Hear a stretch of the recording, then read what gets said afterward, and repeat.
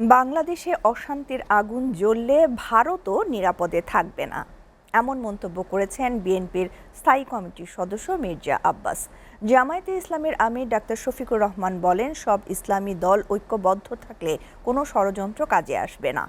বাংলাদেশ খেলাফতে মজলিসের মহাসচিব মামুনুল হক বলেন, বিএনপি ও জামায়াতের কারণে ঐক্য নষ্ট হলে জনতার কাছে জবাবদিহি করতে হবে।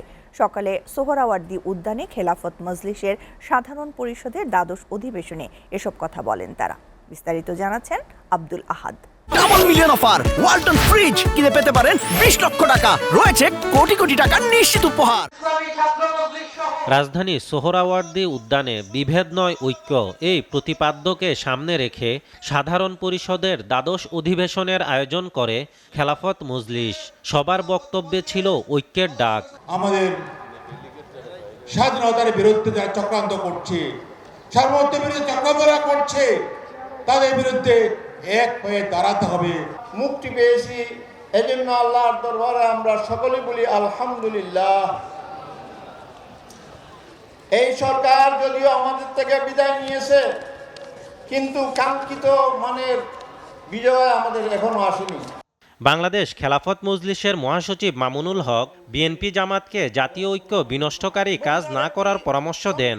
জবাবে বিএনপির সিনিয়র নেতা মির্জা আব্বাস বলেন, তারেক রহমানের নির্দেশে বিএনপি ঐক্যের রাজনীতি করছে। বিএনপি এবং জামাতকে বিশেষভাবে বলতে চাই, আপনাদের দুই দলের যে কোনো কারণে যদি এই ঐক্যের মধ্যে কোনো ফাটল তৈরি হয়, জাতির কাছে আপনাদের জবাবদিহিতার কাঠ করে দাঁড়িয়ে জবাব দিতে হবে। জবাব নিয়ে ছাড়বো আমরা।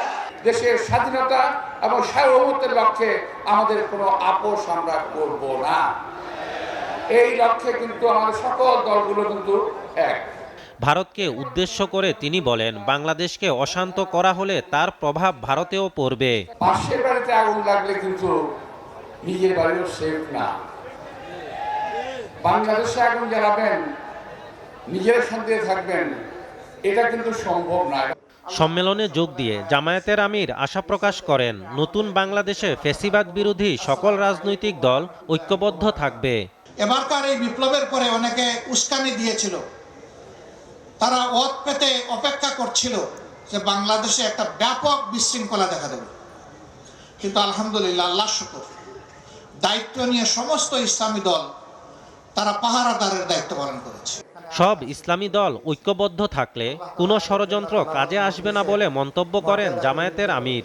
সকল প্রকার হীনমন্যতা, সংকীর্ণতা থেকে বের হয়ে উদারতা এবং ভালোবাসা দিয়ে আমরা যেন পরস্পরকে জড়াইয়ে ধরতে পারি, সেই তৌফিক আল্লাহ তাআলা দান করুন। আসসালামু আলাইকুম। আব্দুল আহাদ, এসটিভি, ঢাকা।